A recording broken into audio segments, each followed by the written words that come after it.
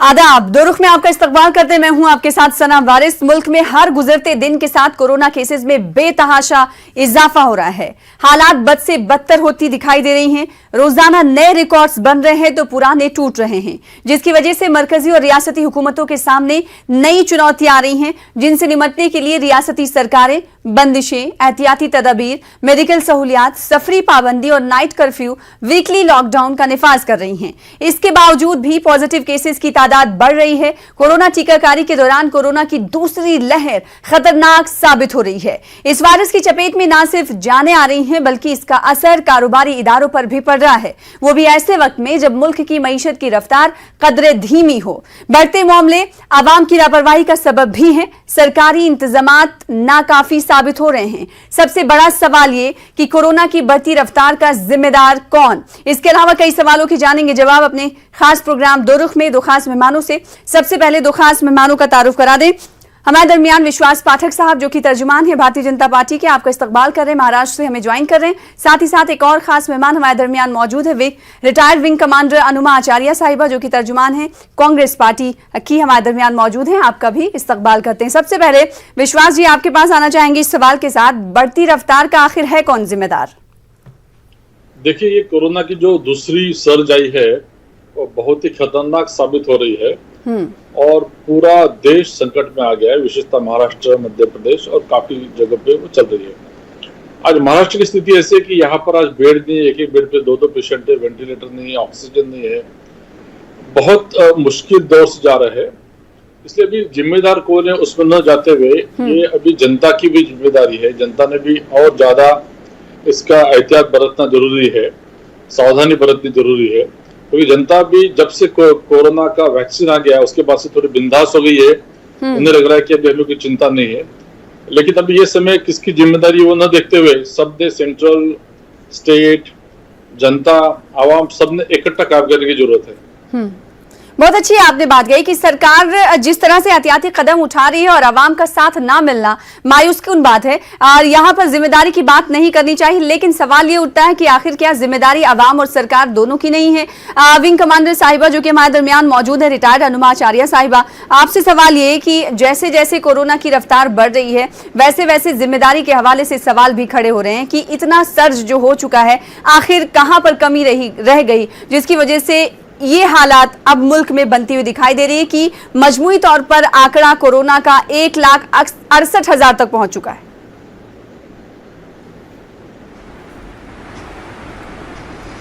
नमस्कार। मैं तो ये कहूंगी कि अगर जिम्मेदारी की बात है फिर तो देश भगवान भरोसे भी चल सकता है। जरूरत ही क्या है किसी प्रधानमंत्री और किसी सरकार की, क्योंकि क्या है, इतने दिनों में जो हो रहा है अपने आप जितना हो जाता है, जितने सिस्टम से हो जाता है उतना चल जाता है काम। लेकिन सरकार ने क्या किया है, देखिए मैं इसी प्रोग्राम पर एक बार से ज्यादा बार बोल चुकी हूँ कि सरकार को सप्लाई चेन मैनेजमेंट की तमीज नहीं है। सरकार के साथ ये प्रॉब्लम है कि उसे सप्लाई चेन मैनेजमेंट का मतलब होता है सेंट्रलाइज्ड कंट्रोल।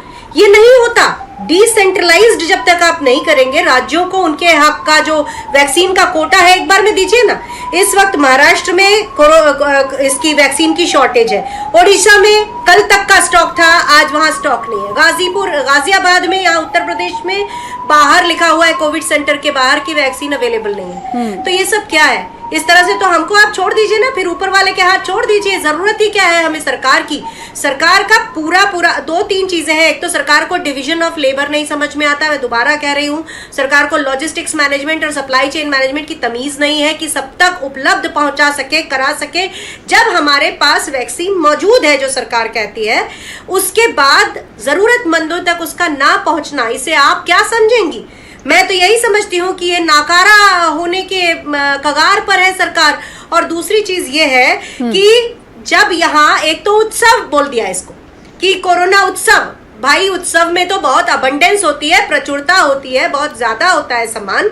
ये इस तरह की जो बेहुदिया है ना कि कोई इंसान मर रहा है और हम उसके जनाजे पर हम कहते हैं उत्सव मनाएंगे, ये क्या तरीका है? मुझे तो सुनने में शर्म आती है। पता नहीं आपका क्या इसमें कहना है, लेकिन मेरा ऐसा मानना है कि अगर ऐसा ही है तो फिर सब भगवान भरोसे है, सब ऊपर वाले के हाथ में छोड़ दीजिए। अगर सरकार का कोई रोल ही नहीं है, सब लोगों की ही जिम्मेदारी है, क्योंकि लोगों को सिखा कौन रहा है? प्रधानमंत्री तो सिखा रहे हैं बिना मास्क के जाना, प्रधानमंत्री का, अमित शाह जी का इतनी बड़ी बड़ी रैलियां करना, उसमें करोड़ों लाखों लोगों का आना, तो ये सब क्या हम लोगों को दिखा रहे हैं? उदाहरण क्या है ये? जी, विश्वास पाठक साहब, आपने सुना अनुमा आचार्य साहिबा को। आप कुछ देर पहले ये कह रहे थे कि जिम्मेदारी की बात इस वक्त नहीं होनी चाहिए क्योंकि इस वक्त बहुत ज्यादा हालात बद से बदतर होते हुए जा रहे हैं, तो जिम्मेदारी तो किसी न किसी को लेनी पड़ेगी ना। जैसा कि कुछ देर पहले अनुमा आचार्य साहिबा ये कह रही थी कि डिसेंट्रलाइज्ड, आखिर इस चेन के हवाले से, वैक्सीनेशन के हवाले से फैसले क्यों नहीं ले रही सरकार? देखिए, मैं इसको चर्चा को थोड़ा मैच्योर लेवल पे ले जाना चाहता था क्योंकि स्थिति रियली गंभीर है और कौन जिम्मेदार है इसकी चर्चा भी एक्चुअली नहीं होनी चाहिए। लेकिन हमारे प्रवक्ता ने, उनकी जो नेता है राहुल गांधी, वो जिस बुद्धि से सोचते उसी प्रकार से उनके प्रवक्ता बात करते हैं, इसलिए मुझे भी कुछ जवाब देना पड़ेगा। देखिए, ये अनप्रेसिडेंटेड ये तमीज नहीं है। आप लोग वेल इन्फॉर्म्ड बहस नहीं करते हैं, आप लोग बदतमीजियों पर उतरते हैं। मैंने किसी को कुछ नहीं कहा है। आप उस तरह से अपने आप को कायम रखिए सभ्य शब्दों के दायरे में, सभ्य शब्दों के दायरे में बात करेंगे तब तो चर्चा होगी, नहीं तो कोई फायदा नहीं है इस सब चर्चा का। आप लोगों की बुद्धि के नहीं, आपसे सभ्य शब्दों में मैं बात कर रही हूँ, आप मुझसे सभ्यता का दायरा मत लांघिए। मैं आपसे दोबारा कह रही हूँ, सभ्यता के दायरे मत लांघिए, चर्चा चलती रहेगी। आप फिर ये चुप बैठिए, ये कौन सा तरीका है? मैंने आपसे इस तरह से नहीं कहा, मैंने सिर्फ ये कहा सभ्यता के दायरे मत लांघिए। आप जो भी हैं सभ्यता के दायरे नहीं लांघिए। हाँ अनुमा जी, ठीक है, एक सेकंड। हाँ, तो फिर मत उठ जाइए आप, लेकिन आप सभ्यता के दायरे में बात करिए। देखिए सना जी, आपके प्रोग्राम में अलाउ भी नहीं करूंगी कि हम वेल इन्फॉर्म्ड बहस करेंगे, ये बदतमीजियां नहीं चलेंगी। नहीं, बिल्कुल किसी को भी अलाउ नहीं है, किसी को भी इजाजत नहीं है। लास्ट ईयर जब अनप्रेसिडेंटेड वेव आई, उसके बाद में कोरोना को कैसे हैंडल किया जाना चाहिए उसका उदाहरण अगर किसने पेश किया है तो हमारे प्रधानमंत्री नरेंद्र मोदी जी ने। लॉकडाउन लगा के जनता ने उनको पूरा सपोर्ट किया और लॉकडाउन का फायदा भी होगा। लॉकडाउन वो इसलिए चाहिए था। पहले की बात मत करिए, अभी की बात करिए ना विश्वास साहब। अभी हमें बात करने दीजिए, बीच में मत बोलिए। नहीं, अभी की बात करिए ना, मौजूदा सूरत-ए-हाल क्या है? मैच्योरली सब बातें की, मुझे सब बातें रखना जरूरी है। वो लॉकडाउन के कारण हमने इंफ्रास्ट्रक्चर बिल्डअप किया, नर्सेस लाए, पुलिस लाए, पूरे ऑक्सीजन, पीईपी सबका हमने ये किया, जुटाया। उसके बाद में कोरोना को हमने सही तरह से उसको मुकाबला किया। अब सेकंड सर्ज के वक्त हमारा फेडरल सर्कल है और फेडरल सिस्टम में स्टेट को अपने हिसाब से जो आरोग्य सेवाएं वो देना उनको भी जिम्मेदारी होती है। अब महाराष्ट्र में क्या हो रहा है, मैं महाराष्ट्र में इसलिए मैं बताना चाहता हूँ, महाराष्ट्र में सेकंड सर्ज आने वाली थी, उसके बावजूद भी इस सरकार ने कुछ नहीं किया। जो इन्होंने कोविड के स्टेशन बनाए थे, कोविड के स्टेशन भी नवंबर महीने में तोड़ दिए, मानो कोरोना पूरी तरह भाग गया है। उसके बाद में ऑक्सीजन नहीं, रेमडेसिविर दवाई नहीं, वेंटिलेटर्स नहीं, एक एक बेड पे 2-2, 4-4 लोग हैं। इसमें सेंट्रल गवर्नमेंट क्या करेगी? स्टेट गवर्नमेंट की भी कोई जिम्मेदारी है या नहीं?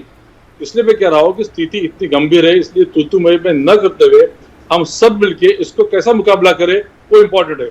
फॉर एग्जाम्पल, अभी गुजरात से हमारे कुछ कार्यकर्ता जाके गुजरात में प्राइवेटली 50,000 रेमडेसिविर हमारे विरोधी पक्ष नेता विश्वास साहब, आप बात सही कह रहे हैं, बात आप सही कह रहे हैं कि सबको मिलकर लड़ना होगा, लेकिन अगर रियासतों के पास वैक्सीन नहीं होगी, सुविधाएं नहीं होंगी, तो ये तो मरकजी सरकार को, केंद्र सरकार को देने होंगी ना। स्टेट्स, राज्य सरकार बार बार मांग रही है कि हमारे पास एक दिन के लिए वैक्सीन बचा है, कृपया हमें वैक्सीन दे दीजिए। वैक्सीन है आज के तारीख में, केंद्र सरकार के पास सेंट्रलाइज्ड वैक्सीन है, उसका पूरी तरह प्लानिंग के साथ चल रहा है।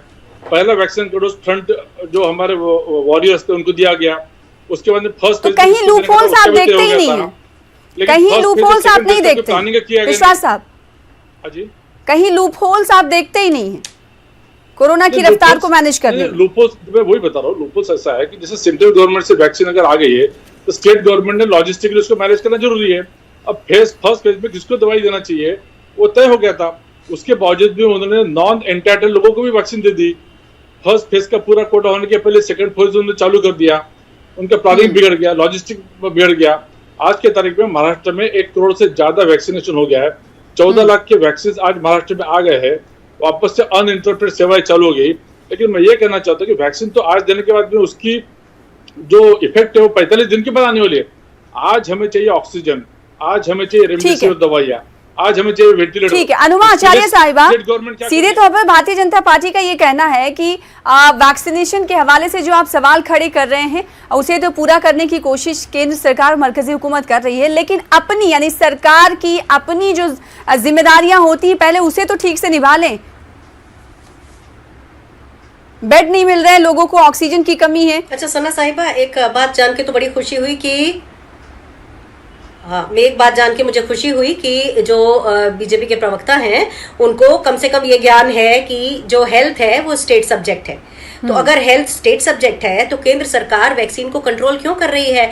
जितनी जिस राज्य की पॉपुलेशन है उसको वहां पोजीशन करा दीजिए, उसके बाद सरकार देखेगी, अपना जो राज्य सरकार है वो देखेगी। दूसरी चीज ये है कि सना साहिबा, मेरी बात ये पूरी नहीं करने दे रहे, सुनिए मिस्टर साधक, मैं बात कर रही हूँ, सना से आपसे बात नहीं की जा रही है, सुनिए जरा। मेरा ये कहना है, फिर ये बीच में बोल रहे हैं, मेरा ये कहना है कि एक्सपोर्ट क्यों कर रहे हैं हम? मार्च की इसी 17 मार्च तक हम लोग 6 करोड़ से ज्यादा वैक्सीन एक्सपोर्ट कर चुके थे अलग अलग कंट्रीज में, पाकिस्तान तक को हम एक्सपोर्ट कर चुके थे। हमारे अपने घर में खाने को नहीं है और अम्मा चली बुनाने, ये कहावत होती है कि घर में नहीं है खाने, अम्मा चली बुनाने, वो करने की कोशिश है। भाई जो हमने साख देशों में खो दी है दूसरे देशों में, बात नहीं है। उसके बाद तो मरकजी हुकूमत ने सप्लाई बंद कर दिया ना, एक्सपोर्ट बंद कर दिया था ना। अनुमा आचार्य साहब, पिछले डिबेट में भी आप थी हमारे साथ इस मुद्दे पर, तभी बंद किया। हाँ, हालत खराब होने के बाद बिल्कुल, तो जिस वक्त हालात खराब हुए तब बंद किया, मतलब जब आग लग गई तब कुआं खोदा। तो ये कहना चाह रही हूँ,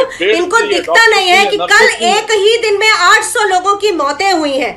क्या मौतों को ये लोग नहीं समझते? ये कौन सी भाषा समझते हैं? मुझे ये नहीं समझ में आता, क्योंकि इतने राज्यों में शॉर्टेजेस है, ये शॉर्टेजेस क्यों नहीं पूरी हो रही है? इवन उनके ही जो जहाँ उनकी सरकार है यूपी, वहाँ पर गाजियाबाद में भी शॉर्टेज। लेकिन अनुमा आचार्य साहिबा, गाजियाबाद पर बाद में आइएगा, पहले महाराष्ट्र की अगर हम बात करें तो वहां पर हालात जो हैं आउट ऑफ कंट्रोल होते हुए जा रहे हैं।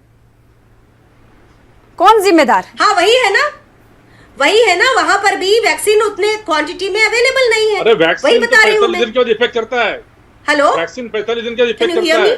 जी जी जी, विश्वास पाठक साहब, आप ये कह रहे हैं कि मरकजी सरकार यानी केंद्र सरकार की जानिब से किसी तरह की कोई लूप होल्स नहीं है, तो फिर केसेस क्यों बढ़ रहे हैं? नहीं, केसेस इसलिए बढ़ रहे हैं क्योंकि स्टेट में जिस प्रकार से शुरू से हमको इसका अवेयरनेस करना जरूरी था, वैक्सीनेशन की स्पीड बनानी थी। तो भारतीय जनता पार्टी की जहां जहां सरकार है वहां पर भी केसेस बढ़ रहे हैं, तो इसका मतलब ये है कि आपकी सरकार की तरफ से भी अवेयरनेस नहीं पैदा किया गया लोगों में। आधा समय तो उन्होंने ऐसे बिता दिया विश्वास जी, और उसके बाद में 15 दिन के बाद में सिर्फ लॉकडाउन की बात कर रहे हैं, डिसीजन नहीं ले पा रहे हैं। इनडिसीजन सरकार है, पूरे पैसा इकट्ठा करने में, पैसे जुटाने में लगे हुए हैं। जो वैक्सीन सेंटर बने थे, जो कोविड सेंटर बने थे, उसको तोड़ दिया गया, अभी वापस बना रहे, उसमें से पैसा उनको खाने का है। इस प्रकार का एक जिसको बोलते हैं कि इनडिसीजन लीडरशिप महाराष्ट्र में है। 3 पक्षों की सरकार है, जिसमें कांग्रेस भी शामिल है। इनको लोगों से कोई लेना देना नहीं है, उसके कारण जनता पूरा उसका भुगतान है। नहीं तो सिर्फ महाराष्ट्र में केसेस नहीं है ना विश्वास साहब, बात यूपी की कर ले, दिल्ली में भी बढ़ रहे हैं, एमपी में भी बढ़ रहे हैं, केरल में भी, गुजरात में, राजस्थान में, हर जगह केसेस बढ़ रहे, लेकिन सबसे ज्यादा महाराष्ट्र में है। तो सवाल ये उठता है, आपने कहा कि लोगों को जागरूक नहीं किया गया, तो मेरा सवाल ये था कि भारतीय जनता पार्टी की जिन जिन स्टेट्स में सरकार है वहां पे लोगों को जागरूक किया गया? वहां पे भी तो तस्वीरें ऐसी सामने आती जैसे महाराष्ट्र की आती है। जरूर किया गया। देखो सेकंड सर्ज जो आई है कोविड की, इसको अनुमान नहीं था कि इस प्रकार से बिहेव करेगा। हम लोग सब फर्स्ट सर्ज के प्रेसिडेंस के ऊपर जा रहे थे, सेकंड सर्ज एकदम भौचक्के देने वाली है। आज 12 साल का 15 साल का बच्चा भी उसका 68 में आ रहा है। इसलिए ये थोड़ा सा एक नया प्रकार का विषाणु है जिसको डील करने में सभी यंत्रणा को तकलीफ हो रही है। इसलिए मैं कह रहा हूँ कि तू मैं करने का समय नहीं है। केंद्र सरकार, राज्य सरकार, जनता, पब्लिक, राजनीति सबने इकट्ठा।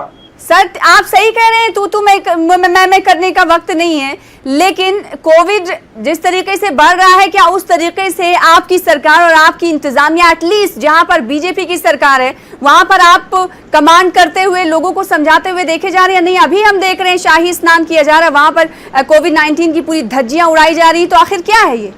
आप दूसरे स्टेट्स को बोल रहे हैं, अपने स्टेट्स में भी तो देखें क्या हो रहा है।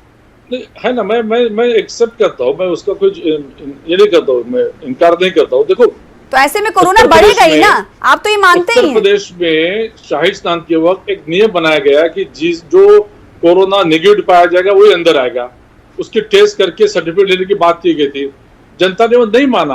अब वो है समस्या है, वो शाही स्नान की रो या और कहीं की रो, इस प्रकार की समस्या, इसलिए जनता का भी इसमें पार्टिसिपेशन बहुत इसका जरूरी मतलब है ना कि आपकी इंतजामिया नाकाम हो रही है लोगों को समझाने में। ये तो आपकी नाकामी हुई ना, आपकी सरकार की नाकामी हुई। मैं वही कह रहा हूँ, सभी सरकार जो है, राज्य सरकार है, सब जगहों को ये तकलीफ हो रही है और ये तकलीफ नहीं होना चाहिए, इसलिए सबने मिलकर उसको आह्वान करना जरूरी है। हमें भी उन्हें अपील करना पड़ेगा कि आप भाई इसका एहतियात बरतो। आपने जैसे कहा कि रियासती सरकारों पे डिपेंड होता है कि वो अपनी सरकार अपने राज्यों में, अपनी रियासतों में किस तरह से लोगों को पालन करवाने पे, अमलावरी करवाने पर मजबूर करें। अनुमा आचार्य साहिबा, आप क्या कुछ कहना चाहेंगे? क्योंकि अगर बात हम महाविकास आघाड़ी सरकार की करें या फिर कांग्रेस ज़ेरे इक़्तिदार वाली रियासतों की करें, वहां पर रियासती सरकारें किस तरह से लोगों को मजबूर कर देना चाहिए था, वैसा नहीं आ रहा है समझ में। लोग नहीं समझ रहे हैं, लेकिन सरकारी इंतजामिया भी नाकाम साबित हो रही है। ऐसा नहीं कि सिर्फ भारतीय जनता पार्टी की ज़ेरे क़यादत वाली रियासतों में ऐसा हाल है, आपकी जहां जहां सरकार है वहां भी कुछ ऐसा ही हाल है। आखिर क्यों? सना साहिबा, एक बात तो ये है कि अभी इन्होंने कहा कि जो कोरोना का इस बार का ट्रेंड है वो कुछ अलग है। अलग है तो भैया ऐसा है कि वो आपके संघ की शाखा का सदस्य नहीं है, वो अलग ही अलग म्यूटेशन हो रहे हैं उसमें। और दूसरे इतने दिनों में 85 दिनों में केवल अभी तक 10 करोड़ लोगों को वैक्सीन लगी है। 85 दिनों में केवल 10 करोड़ हिंदुस्तानियों को वैक्सीन लगी है और हमारी 130 करोड़ की जनसंख्या है। एक तरफ महाराष्ट्र का बुरा हाल है, ये कांग्रेस से इतना ऑब्सेस्ड है कि वहां के लोगों के खिलाफ हो गए हैं, कि लोगों को उठपटांग बोल रहे हैं, लोगों को कह रहे हैं वो लोग कायदे वाले नहीं है। जबकि आप देखिए उत्तर प्रदेश में जितने भी लोग हैं, फिर वही उनका चालू हो गया, बिल्कुल अनर्गल प्रलाप मत शुरू कर दिया करिए। नाम अच्छा खासा है आपका, उतना ही लौटूंगी मैं। विश्वास जी, आप बोलने दीजिए उन्हें, मैं आपके पास लौटूंगी। मध्य प्रदेश में क्या किया? मध्य प्रदेश में क्या किया? महाराष्ट्र में क्या हो रहा है? मध्य प्रदेश में इनकी सरकार ने लोगों को इतना मारा है, पुलिस ने इतनी बदतमीजियां की हैं, उनको उनके गर्दन तक उनके ऊपर प्रहार किए हैं पुलिस ने, जितने अत्याचारों से मारा है उन लोगों को, उनके बच्चों के सामने मारा है। ये थोड़ा ही ना होता है कि आप किसी के ऊपर इस तरह से अंकुश लगा रहे हैं, इस तरह से कंट्रोल कर रहे हैं। और महाराष्ट्र के पीछे ये पड़े हैं, महाराष्ट्र को वैक्सीन दे नहीं रहे हैं, महाराष्ट्र में ये कह रहे हैं कि ये सब खराब हो रहा है, महाराष्ट्र के बारे में गलत प्रचार कर रहे हैं, झूठी अफवाहें फैला रहे हैं। लेकिन उधर उत्तर प्रदेश में इनके अपने सरकार के वहां इतना ज्यादा कोरोना में इतनी भीड़ है, उस सबको कंट्रोल नहीं कर पा रहे हैं। जो चुनावी रैलियां हैं उसमें भयंकर लोगों की भीड़ हो रही है, प्रधानमंत्री मास्क नहीं पहनते, जब देश का नेतृत्व ये दिखा रहा है लोगों को। तो और हर चीज में एक चीज जो मैंने शुरू से ही कहा कि ये जो शुरू से ही मैंने आपसे कहा कि इनको डिसेंट्रलाइजेशन नहीं आता, कोई भी बात होती है प्रधानमंत्री का नाम लगा देते हैं। क्या इनके हेल्थ मिनिस्टर नहीं है? क्या और नेता नहीं है इनके? जब देखो जब प्रधानमंत्री को बीच में आके अरे प्रधानमंत्री ही सब कुछ कर रहे हैं क्या? इसीलिए कहा आप लोगों को डिसेंट्रलाइजेशन की समझ नहीं है, आपको डिसेंट्रलाइज्ड की समझ नहीं है। जब तक लोगों को उनकी जिम्मेदारियां देंगे नहीं, सब चीज सेंट्रल से कंट्रोल करेंगे, हर चीज का केंद्रीयकरण करेंगे, तो इस देश का क्या होगा? आप हर किसी को एक ही छड़ी से नहीं हाँक सकते हैं, ये लोकतंत्र है, ये बात आपके समझ में आनी चाहिए। हर समय राहुल गांधी से इतने ऑब्सेस्ड हो, अच्छा है, डरपोक लोगों से मुझे यही उम्मीद है, इतने ज्यादा ऑब्सेस्ड हो राहुल गांधी से। लेकिन ठीक, एक सेकंड, अनुमा आचार्य साहिबा, आप ये कह रही थी कि डिसेंट्रलाइज नहीं कर रही, वैक्सीन के हवाले से सरकार फैसले नहीं ले रही है, तो आपका कहना क्या है कि क्या एक साथ ही वैक्सीन दे दी जाए? अगर दूसरी रियासतों को कमी होगी तो फिर क्या होगा? हाँ, मेरी बात समझिए, मैं एक लॉजिस्टिक्स ऑफिसर रही हूं। मैंने अगर 10 डिपो को अपना सामान देना और मुझे पता है 10 डिपो की अलग अलग रिक्वायरमेंट क्या है, मैं उसको पहला लॉट अपना वहां पे पोजीशन करा दूंगी। उसके बाद वो अपना वो हिसाब करता रहेगा, जितनी जनसंख्या है उतनी दे दो यार वैक्सीन, आपके पास है तो सही, आप कहते हो वैक्सीन है तो वहां पहुंचा दो। आप उनको तरसा के वो आपके सामने हाथ फैला रहे हैं, इसमें क्या मजा आता है सरकार को? हर चीज को केंद्र से कंट्रोल करेंगे आप। बिल्कुल जो आप कह रही हैं, मैंने जो कहा वो यही है, डिसेंट्रलाइजेशन का मतलब यही है कि जिसको जितनी जरूरत है उतना उसके पास पोजीशन करा दो, बिल्कुल आबादी उसके के बाद लिहाज वो से health इन्हें दे जो है दिया वो जाए, राज्य ऐसा का subject है, कांग्रेस और वो कांग्रेस machine पार्टी का use कहना है। की। विश्वास पाठक साहब, वैक्सीन फॉर ऑल का कैंपेन भी किया गया, नारा भी दिया गया, लेकिन वैक्सीन फॉर ऑल के लिए अभी भी लगातार लोग इंतजार कर रहे हैं। अभी 45 साल के ऊपर वाले उम्र वाले लोगों को ही टीका लगाया जा रहा है। आखिर 45 साल से नीचे और वैक्सीन फॉर ऑल कब मिलेगा, क्योंकि अभी तक हालात जो है बहुत बद से बदतर होते हुए दिखाई दे रहे हैं। देखो, अभी स्पुतनिक का आज ये ऐलान हो गया, स्पुतनिक की भी 25 मिलियन वैक्सीन भी आ जाएगी। देखो, लॉजिस्टिक मैनेजमेंट का सवाल ये होता है कि रिक्वायरमेंट, डिमांड, सप्लाई, कंजम्पशन, और उसके बाद में हम जिस प्रकार से वैक्सीन पहुंचाते हैं। महाराष्ट्र में 6 लाख वैक्सीन का वेस्टेज हो गया है। 3 लाख वैक्सीन इन्होंने आरक्षित करके रखी है, जिनको एंटरटेनमेंट थे उनको वैक्सीन दे दिया है। तो लॉजिस्टिक मैनेजमेंट अगर कांग्रेस को समझता है, राहुल गांधी को समझता है, तो आपका हालत इतना खराब क्यों हो गई देश में? आप इतना ज्ञान बताते हो कि केवल कांग्रेस को समझ में आता है, बीजेपी को नहीं समझ में आता है, तो आपकी हालत इतनी गंभीर सी हो गई। प्रधानमंत्री राहुल गांधी नहीं है ना? नहीं, आप कौन सी लॉजिस्टिक की बात करें, कौन सी कंपनी में आपने काम किया मुझे मालूम नहीं, लेकिन हम बता रहे हैं कि डिमांड, सप्लाई, कंजम्पशन लेवल और रीऑर्डरिंग WHO के गाइडलाइन के हिसाब से चल रहा है। ये बात हंसने की नहीं है, क्योंकि आप सिर्फ हंसते रहोगे, इसलिए आपकी हालत ये हो गई कांग्रेस की। नहीं विश्वास साहब, मेरा सवाल सीधे तौर पर ये था कि वैक्सीन फॉर ऑल कब तक इंतजार करना पड़ेगा लोगों को? वैक्सीन फॉर ऑल आ जाएगा ना। देखिए, मैं वही कह रहा हूँ कि वैक्सीन जब सबके लिए अवेलेबल हो, अभी तो देखिए, अभी कोरोना तो सबको हो रहा है, तो ये मान रहे हैं 18 साल की उम्र के लोगों को, 14 साल की उम्र के लोगों को, 20 साल की उम्र के लोगों के, 25 साल की उम्र के लोगों को, सभी को हो रहा है कोरोना, लेकिन वैक्सीन अभी मिल रही है 45 साल से ऊपर के लोग। देखो, जब आपकी डिमांड ज्यादा और सप्लाई कम रहता है तो उसमें एलिमिनेशन क्राइटेरिया लगाए जाते हैं। जब डिमांड और सप्लाई मिल जाएगा तो वैक्सीन फॉर ऑल हो जाएगी, और उसकी तरफ कदम बढ़ा रहे ना। हिंदुस्तान में वैक्सीन में बहुत बड़ा एडवांटेज लेके आगे बढ़ी। आज दुनिया में नंबर 1 हमारा वैक्सीनेशन ड्राइव चल रहा है। इतना वेरिड पॉपुलेशन है, इतनी क्राउडेड पॉपुलेशन, उसके बावजूद भी हम आगे बढ़ रहे हैं। स्पुतनिक का 3rd अभी आ गया है, और 2 वैक्सीन ऐड होने वाली है। मेरे ख्याल से जो आज की रफ्तार है, वो रफ्तार से 8 साल लगेंगे, लेकिन जिस प्रकार से हम उसको रैंपिंग अप करना चाहते हो, 1 साल में पूरा देश वैक्सीन हो जाएगा। वो 85 दिन या 86 दिन ऐसे कैलकुलेशन करना यानी मूर्खता की बात है। ठीक है, ये कह रहे हैं कि 1 साल में पूरे देशवासियों को वैक्सीन लग जाएगा। क्या इसकी उम्मीदें रखती हैं आप अनुमाचार्य साहिबा? क्योंकि जिस रफ्तार से 16 जनवरी से टीकाकरण के अमल की शुरुआत हुई है और जुलाई तक ही 30 करोड़ के टीके लगाने का अनुमान यानी तखमीना लगाया है सरकार ने, टारगेट किया है। सना साहिबा, आप अगर याद करेंगी तो पिछले डिबेट में जब मैं आई थी तो मैंने कहा था स्पुतनिक के बारे में कि इस वैक्सीन को सरकार क्यों नहीं मंगा रही है, और अब जाके 3 हफ्ते के बाद, उस डिबेट के 3 हफ्ते के बाद ये स्पुतनिक वैक्सीन के लिए परमिशन दी है। दूसरी चीज ये है कि मैं आपके इस चैनल पर सार्थक चर्चा के लिए आती हूँ हमेशा, और मुद्दे पर चर्चा करना चाहती हूँ, लेकिन राहुल गांधी का इस कदर डर देख के मुझे खुशी होती है कि हमारे जैसे सभी की धार्मिक किताबों में कहा जाता है कि अगर कोई दुष्ट लोग होते हैं उनको सच बोलने वाले से हमेशा डर लगता है। तो वही देख रही हूं मैं कि बार बार राहुल गांधी का मुद्दे में नहीं है वो, लेकिन बार बार नाम खुद ले रहे हैं। मैं तो ले नहीं रही हूं नाम। तो इस बात को देख के मुझे बहुत खुशी हो रही है कि जो लोग, जिनको व्यवस्था नहीं आती, वो लोग सच बोलने वाले से डर रहे हैं, और इनके पास केवल अनर्गल प्रलाप होते हैं, बातें होती हैं, स्टैटिस्टिक्स नहीं होते। जो भी बात कर रहे हैं, जैसे 85 दिन में 10 करोड़ लोगों को लगा है, आप खुद गिन लीजिए 365 दिन में कितने लोगों को ये लगा पाएंगे।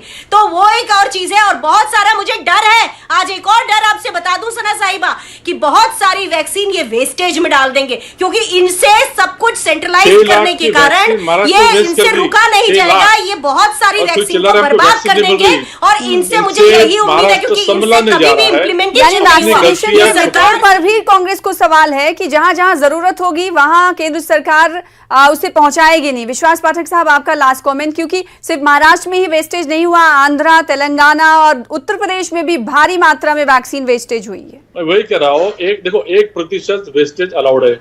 महाराष्ट्र में 5 से 6% वेस्टेज हो गया। 3 लाख वैक्सीन इन्होंने रिजर्व करके रखी थी। 75,000 पूना में, 35,000 बैंगलोर अपना औरंगाबाद में, और 43,000 थाना में रिजर्व करके रख दी, और फिर चिल्ला रहे हमारे पास वैक्सीन नहीं। हमने जब उनको हिसाब मांगा कि यूपी का भी बता दीजिए ना सर, किसी एक जगह पर नहीं फोकस करना चाहिए। बता रहे हैं तो हर जगह का बताइए, वहां पर भी फोकस करिए आप। अरे कोई डंडे वाले बच्चे थोड़े ही है कि आप एक एक थोड़ी थोड़ी दोगे।